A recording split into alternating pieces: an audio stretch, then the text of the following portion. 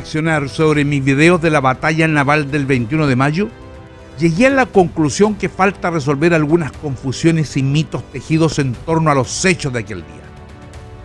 ¿Es verdad que una gesta naval como esta, con fuertes consecuencias materiales y sobre todo repleta de sucesos emocionales intensos, se presta para la leyenda, que no permite dudas ni razonamientos, excepto veredictos definitivos, a diferencia de la realidad que, por definición, es esquiva, con tonos grises y con muchos espacios en blanco?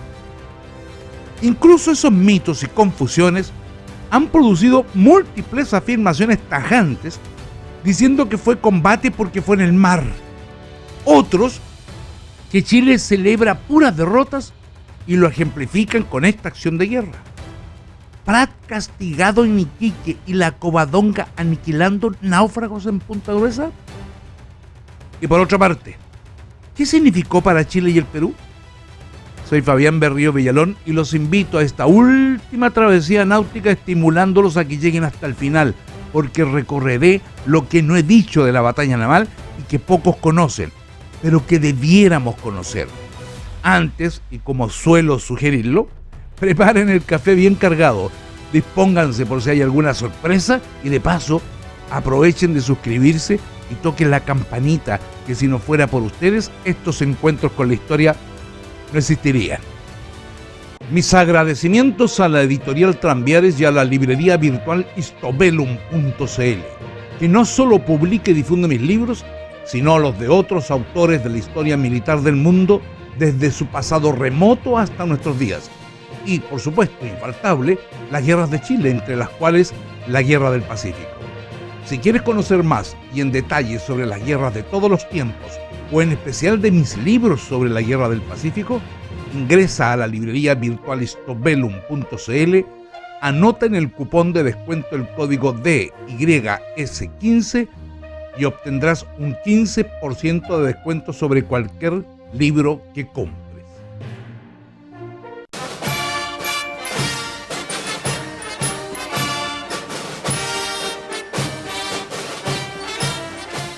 De forma simple, algunas personas señalan que los combates son las acciones de guerra ocurridas en el mar y las batallas son terrestres. Como expliqué en mi video sobre batallas y combates, agregando las definiciones escaramuzas y tiroteos, estos conceptos pueden usarse para designar los enfrentamientos navales o terrestres, y cuya diferencia está en las consecuencias tácticas o estratégicas, o sea, cómo contribuyen o aportan al conjunto de la guerra. Para abreviar, los combates, escaramuzas y tiroteos son acciones tácticas con contextos o circunstancias que no alcanzan para ser estratégicas. En tanto, las batallas sí lo son, porque representan un momento de más altas implicaciones, a veces decidiendo los resultados de una guerra, o en otros casos, que es también lo que sucede con la batalla naval del 21 de mayo, haciendo un tributo fundamental para la victoria final. Aquí es aquel día con resultados que influyeron hasta el fin del conflicto.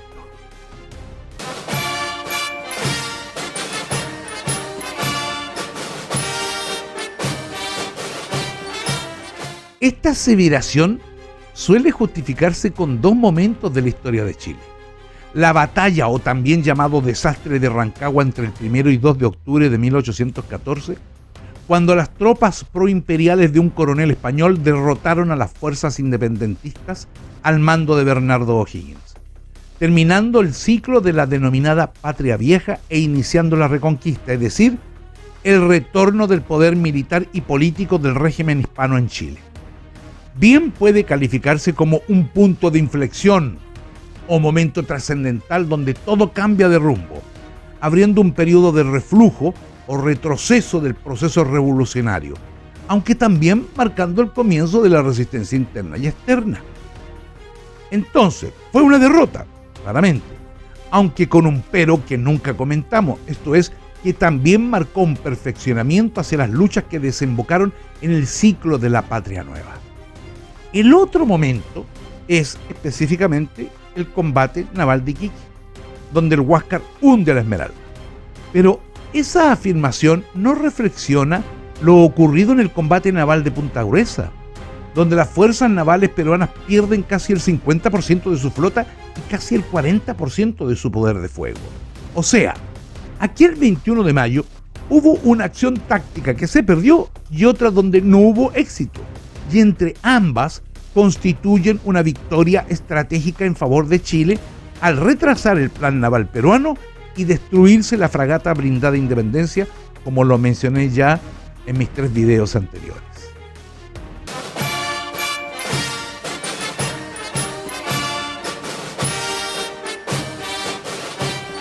Aquí responderé una pregunta que se me suele hacer. Prat, nacido el 3 de abril de 1848, tenía 31 años el miércoles 21 de mayo, cuando estaba a cargo del bloqueo de Iquique por ser capitán de fragata y el oficial más antiguo comandando una de las naves que quedaron manteniendo el asedio. Si puede dudarse que fuera de la confianza del contraalmirante Williams, o que hubiera alguna discriminación con él por ser abogado y, por tanto, considerado más intelectual que guerrero, el 21 de mayo quedó saldada esa cuenta en todos los sentidos. Sin embargo, aclaremos la estatura del capitán Prat. Como era habitual en esos años, Prat ingresó con 10 años de edad a la Marina de Guerra. En esa veintena de años de servicio, demostró con creces las razones por las cuales se podía confiar en él y de sus cualidades humanas. En la Escuela Naval fue la primera antigüedad por sus logros, superando en ese aspecto a otros oficiales del llamado Curso de Héroes, entre los cuales Juan José Latorre y el propio Carlos Conde. Participó a bordo de la Esmeralda en la guerra contra España de 1865, la que los ibéricos llaman la Guerra Hispano-Sudamericana, donde participó, por ejemplo, en la captura de la goleta Covadonga. Se hizo abogado en 1876. Fue de hecho el primer oficial naval en serlo. El gobierno lo llamó para servir de agente secreto en Argentina y Uruguay desde noviembre de 1878 hasta febrero de 1879. A la salida de la escuadra, Prat queda en Valparaíso para ejercer de secretario en la Comandancia General de la Marina, negándose a usar el uniforme para no tener que dar explicaciones de su permanencia en el puerto cuando los marinos estaban en el norte. Recomendado por su seriedad para ser secretario de Rafael Sotomayor, llega a Iquique y baja en ese puerto para comunicar el bloqueo a las autoridades peruanas, aprovechando sus dotes de espía. Personalmente, un marino atípico en esa época. Quizá por la influencia de su disposición física enfermiza. Sí, él tuvo esta disposición enfermiza desde niño, que su madre ayudó a poder superarla. Y también la influencia de su tío Jacinto Chacón, que, siendo intelectual destacado, masón, liberal y abogado, lo patrocinó para tener independencia de pensamiento, en mi opinión, y muy fuerte carácter. Por tanto, formal y sobrio, inclinado a la lectura y la música, tempranamente casado con Carmela Carvajal, donde demostrará una entrega y responsabilidad con el matrimonio nada usual también en los marinos de entonces. Tiene aspectos desconocidos, algunos de los cuales se trató en algún libro por ahí. Proclive a cierta religiosidad como Carmela, sin embargo las ideas de ambos eran más liberales que conservadoras, en particular imagino de Arturo. Y si bien cultiva el espiritismo, ya dije, algo que se ha tocado en algún libro por ahí, nada anormal en la segunda mitad del siglo XIX y primera del siglo XX, tendrá mentalidad racional a raíz de su excelente nivel cultural, siendo esa faz de su historia personal menos sobresaliente que otras. Algunas veces actuó como abogado defensor, otras como integrante de cortes marciales y, para destacar, profesor sin sueldo de filosofía y ciencias naturales en la Escuela Nocturna de Artesanos Benjamín Franklin, ligada a las mutuales obreras y a esa masonería más liberal, pues él era muy amigo de importantes masones y liberales de la época. En definitiva, un militar nada tradicional.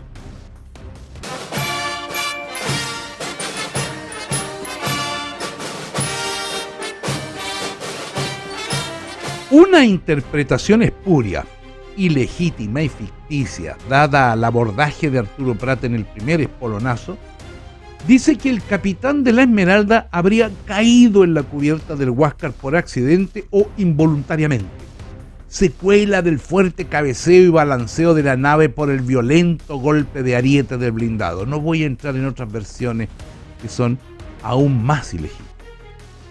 Aparte de ser celebrado como un individuo de un sentido de la responsabilidad poco frecuente entre los oficiales de la Marina, vayamos a los aspectos técnicos. Al momento del espolonazo, el capitán estaba situado en la toldilla de popa, lugar correspondiente al comandante del buque. Dicha toldilla, como el castillo de proa, están bordeados por barandillas con un borde superior y dos barras intermedias, dando la altura total de 1,3 metros, que, si el estimado de la altura del capitán Prat se considera en alrededor de 1,77 m, solo la sobrepasaba en 47 centímetros.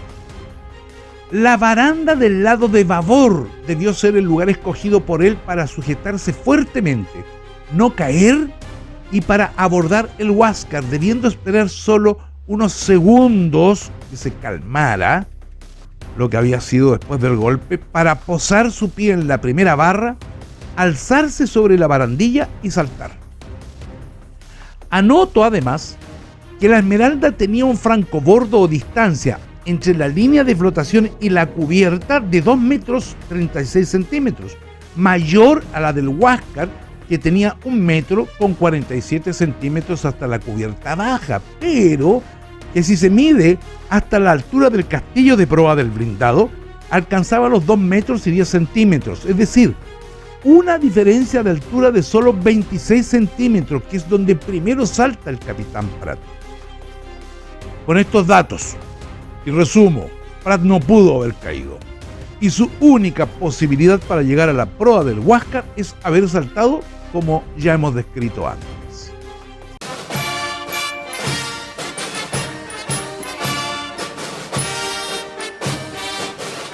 En el combate de Iquique murió de un balazo el teniente segundo Jorge Velarde de la dotación del Huáscar.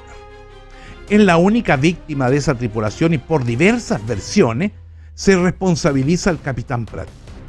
Uno de los primeros en especular con este suceso fue el corresponsal peruano Modesto Molina del periódico iquiqueño El Comercio, diciendo que el comandante de la Esmeralda, él lo indica en el tercer espolonazo, saltó a la cubierta junto con Serrano y el piquete de abordaje, llegando hasta la torre de mando donde estaba el oficial de señales Velarde. Oficial de señales, razón por la cual él habría estado encubierto, al que le descerrajó 3 tiros antes de que el propio Prat cayera de un disparo de fusil. De igual modo lo asegura José Rodolfo del Campo, corresponsal del Comercio de Lima. Eso sí, certificando el abordaje de Prat, Serrano y solo otros 2 marinos más, y sin indicar que fuera el capitán chileno, al que, según él, lo asesinan de un hachazo. Comenta que Velarde recibió 3 tiros mortales. Otros testimonios aumentarán la confusión. Un artillero, Ernesto Canseco, relatará que Prat quería matar a Grau, pero que se encontró con Velarde y lo mató de un pistoletazo. El vicecónsul inglés y un marino de la corbeta británica Turquoise ratifican lo mismo. Un general y diplomático ecuatoriano de visita en Iquique, hablando del primer espolonazo, explica que Prat saltó con un revólver en la mano y un hacha en la otra. Le dio un tiro a Velarde y, según se creía, había eliminado a otro oficial. Y sume sí, hasta William Rebolledo, en un parte oficial del 2 de junio, señalará a Prat disparando a un oficial peruano, sugiriendo el abordaje en el tercer espolonazo. El diario El Comercio de Lima, una semana después, afirmará que Velarde murió de un sablazo gritando ¡Viva el Perú!, en la cubierta de la Esmeralda. El diario El Peruano de Lima, con el mismo relato, matará a Velarde sobre la cubierta de la Esmeralda de un hachazo. Sin embargo, entre tanta especulación, se abrió paso a otra afirmación. Julio Octavo Reyes, del diario limeño La Opinión Nacional, sitúa la muerte del oficial peruano en el segundo espolonazo con 3 balazos de fusil, uno en la pierna derecha, otro en un brazo y el tercero en los pulmones, y que duró 2 horas antes de morir en el hospital de sangre de la segunda cámara del Huáscar. Y el más esclarecedor, una anotación del teniente segundo Carlos de los Heros en el diario de navegación del Huáscar dice que en el segundo espolonazo se produjo un abordaje chileno, seguramente refiriéndose al piquete de Serrano, teniendo un reñido combate donde fueron heridos varios marinos peruanos por rifle con Blaine, incluido Velarde, el que moriría 2 horas después con 3 balazos. Refiriéndose a este hecho, Benito Neto, periodista de La Patria de Lima, inculpará a Modesto Molina de falsear el suceso, recomendando a los corresponsales peruanos que tengan presente que los hechos de hoy serán la historia mañana. Por consiguiente, conviene cuidar de no ser adulterados ni forjar fantasías. Tenía razón Benito Neto.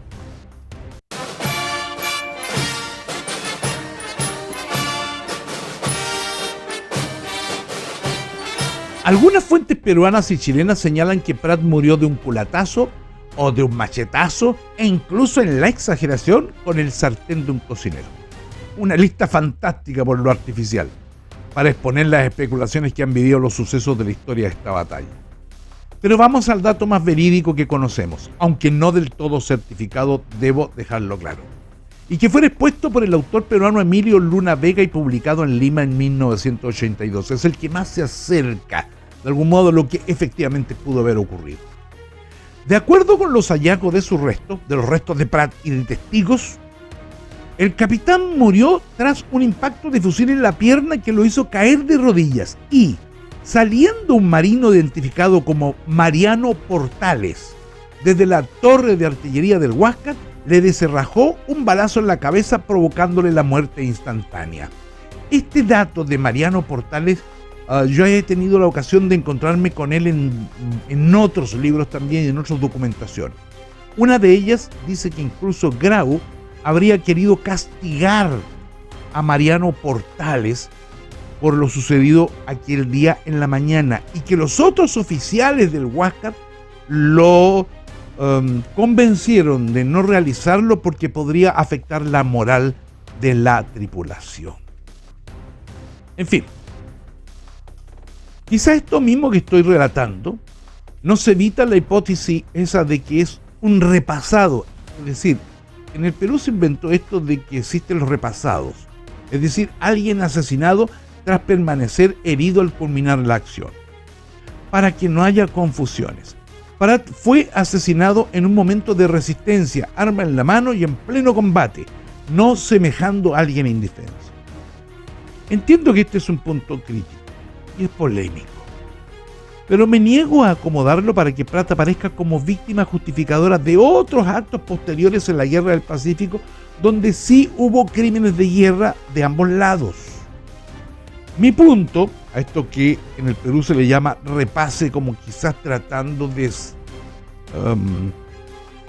separarlo de otros conflictos en el mundo, como que aquí se dio algo que en otros conflictos no se da. Bueno, mi punto es que esos crímenes de guerra existentes en todas las guerras solo son posibles para el vencedor cuando se queda con el campo de batalla, como fue el caso, por ejemplo, en Tarapacá. Ahí los peruanos fueron los que se quedaron con el campo. O Lima, en que nosotros nos quedamos con el campo. Me refiero a los chilenos. Bueno, en fin, pueden darme sus opiniones. Será muy grato leerlas.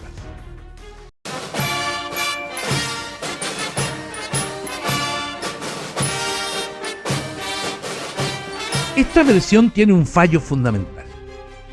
El parte oficial del capitán Moore menciona que habría una ametralladora a bordo de la Covadonga.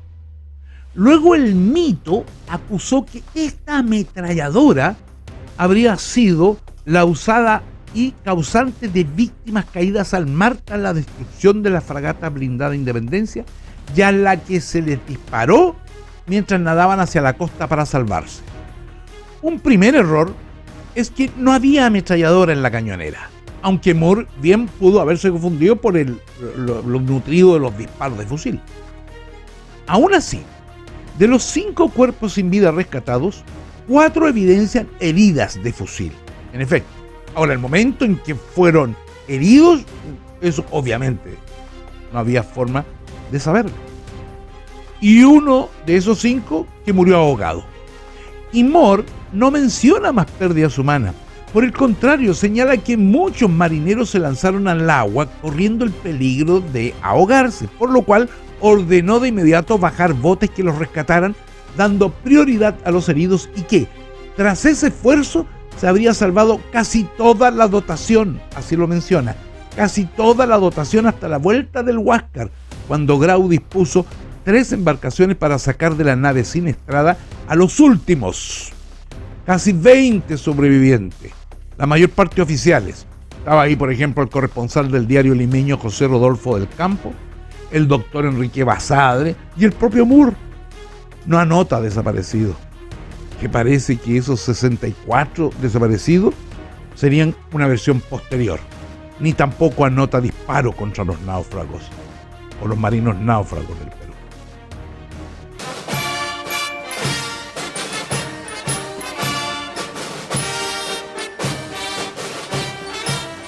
Se acostumbra a decir que el Huáscar no tuvo problemas en su encuentro con la Esmeralda, ya que la artillería del buque chileno no fue efectiva, cosa que es real, gracias al blindaje del Huáscar. Sin embargo, al producirse el último espolonazo, el ariete del Huáscar quedó chueco, lo que produjo una variación en su navegación, teniendo que corregir su rumbo en repetidas veces por la tendencia de caer hacia una de sus bandas.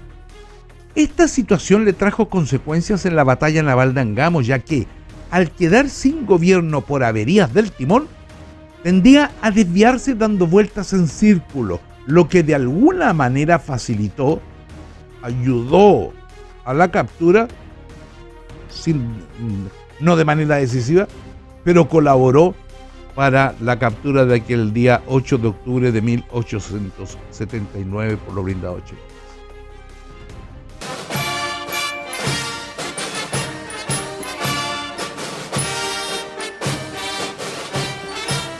En Arica, la tarde del 21 de mayo, el presidente del Perú y director supremo de la guerra, general Mariano Ignacio Prado, recibió las primeras noticias del hundimiento de la Esmeralda en Iquique.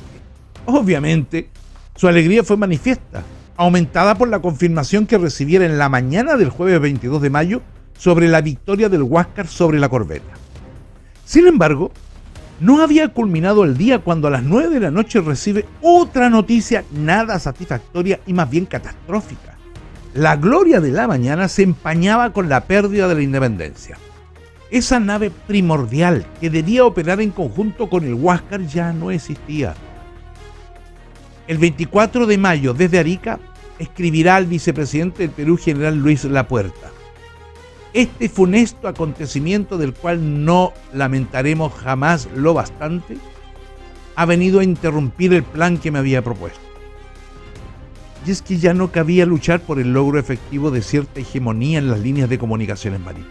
Y de ahí en adelante, solo hubo que reinventar una estrategia más acorde con la seria limitación del poder naval sufrido aquel día 21. Por otra parte, el prestigio alcanzado por el hundimiento de la Esmeralda y la sorpresa de Punta Gruesa estampó una aureola de triunfo que se fusionó en una sola, convirtiendo la derrota en esplendorosa y la pérdida de la Independencia en una victoria indiscutible. Por eso la batalla naval del 21 de mayo recorrió los nervios de la población chilena al grado de esparcirse por los rincones del país con sorprendente animación. Como anécdota, entre mayo y julio, tan solo en 5 iglesias de Santiago se verifican los bautizos de 30 Arturos y 25 Esmeraldas. En el ámbito más concreto ahora, y como sobreviviente de la batalla, el capitán Carlos Conder tendrá el privilegio de recoger todas las congratulaciones que bien merecían los marinos de la epopeya. ¿Recuerdan dónde quedó la Covadonga a las 5 de la tarde del miércoles 21 de mayo cuando Grau decidió abandonar su persecución? Pues bien, siguió al sur y a las 3 de la tarde del sábado 24 de mayo entró al puerto de Tocopilla remolcada por el transporte Rímac, que la salió a buscar, harto maltratada, pero al fin a salvo y bajo un tratamiento de urgencia a los carpinteros. Una vez atracada al desembarcadero, nada evitó las celebraciones con bandas de guerra y una multitud agolpándose en el malecón para ver de cerca el milagro entre vítores a Condel y a la tripulación. Trasladada a Antofagasta, donde le hicieron las reparaciones más urgentes y más importantes para medio navegar, comenzó su viaje a Valparaíso, siendo una travesía llena de ceremonias en cada puerto que tocaba. Recién el 23 de junio, remolcada por el transporte Loa, ingresa a la rada de Valparaíso entre una aglomeración de botes, deseando acercarse para verla de cerca, y el gentío aglomerado en el muelle, en la plaza de la Intendencia, en las calles adyacentes y en cuanto balcón o ventana permitía divisarla. Una festividad de colorido popular, aclamaciones en el malecón, la artillería con una salva de 21 cañonazos y una comisión de notables esperando a los marinos de la goleta entre hurras y banderas nacionales para caminar por una calle flanqueada por soldados y gente. En el camino, y conforme el acuerdo del Congreso, Condel recibió su ascenso a capitán de fragata. Pocos días después, el viernes 27 de junio, el comandante Condel, sus oficiales y una pequeña delegación de 5 marinos emprendieron viaje a Santiago. En la capital, desde las primeras horas de la mañana, unas 20.000 personas, unas sorprendentes 20.000 personas, abarrotaban los espacios de la estación central, que se dieron la paciencia en un día lluvioso, por cierto, para esperar la llegada de los marinos, que fue tipo 12:30 del día, y casi al unísono con el tronar del cañón del Cerro Santa Lucía. Es cuando entró el tren. Y con ello, los homenajes oficiales y la algarabía popular que se desató en calles y barrios embanderados para vivir la fiesta. Luego vino el desfile por la Alameda hacia el centro hasta la Plaza de Armas, donde la fiesta continuó. Por la tarde, siguieron los festejos con un banquete preparado en el Cerro Santa Lucía y después la visita al presidente de la República, Aníbal Pinto, en el Palacio de la Moneda, culminando en la noche con una presentación en el Teatro Municipal. Para honrarlos, la Cámara de Diputados acordó comprar un buque acorazado al que llamaría Esmeralda y un segundo buque que llevara el nombre de Arturo Prat. Que la fragata Independencia se considerara buena presa, además, y la mitad de su valor legal se distribuyera entre los herederos de los que sucumbieron en el combate y los jefes, oficiales y tripulantes de la Esmeralda y Covadonga, y asimismo conceder una medalla de oro adornada de brillante para los jefes, de oro a los oficiales y de plata a los tripulantes.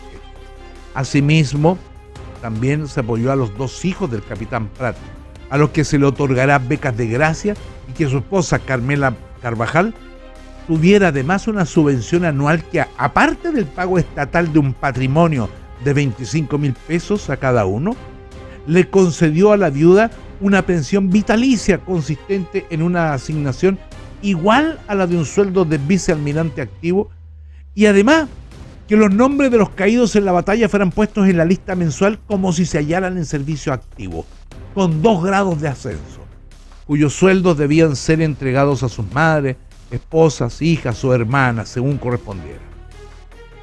Al comandante Carlos Condel se le otorgó una compensación de 50.000 pesos y una pensión vitalicia para la totalidad de las tripulaciones, igual al sueldo que tenían, y conservar los sueldos y asignaciones a todos los individuos de las 2 naves que hayan fallecido el 21 de mayo. En este caso sí que no hubo el pago de Chile, recibieron un pago correspondiente para los héroes de la batalla naval. Batalla naval que colocó, por cierto, a la Guerra del Pacífico en la mente de todos los chilenos, provocando el vuelco masivo de civiles a repletar cuarteles militares para reclutarse, cambiando el rostro de esa lejana guerra que se libraba en un desierto lejano, en otro país del cual pocos sabían y no sé si tampoco les importaba. Y por cierto, suscitando el mayor perjuicio al objetivo naval estratégico del Perú. Por estas razones, Iquique y Punta Gruesa ocuparon el centro de la noticia por un largo tiempo. Ahora, y antes de culminar por completo este video, les damos las excusas por no haber salido el día jueves, que es lo que acostumbramos regularmente, más tuvimos algún pequeño problema técnico que nos lo impidió. Esperamos que no nos vuelva a ocurrir. Para terminar, en todo caso, las jornadas del 21 de mayo, agradezco a quienes ven mis videos, tocan la campanita para recibir el aviso de nuevos videos, imprescindible, y que desde luego se suscriben a mi canal, así como a quienes entran a buscar los libros de historia militar y de la Guerra del Pacífico de la editorial Tranviares, que están a su disposición en la librería virtual histobellum.cl con un 15% de descuento y de la cual dejo el vínculo abajo. Solo deben entrar al cupón y anotar en minúscula DYS15, ya que gracias a ustedes y esos aportes se hace posible la existencia de este canal donde difundimos la historia a diestra y siniestra, sus fundamentos verídicos y donde combatimos leyenda. Habrá sorpresas en los próximos videos, así que saludos fraternales y hasta el próximo encuentro.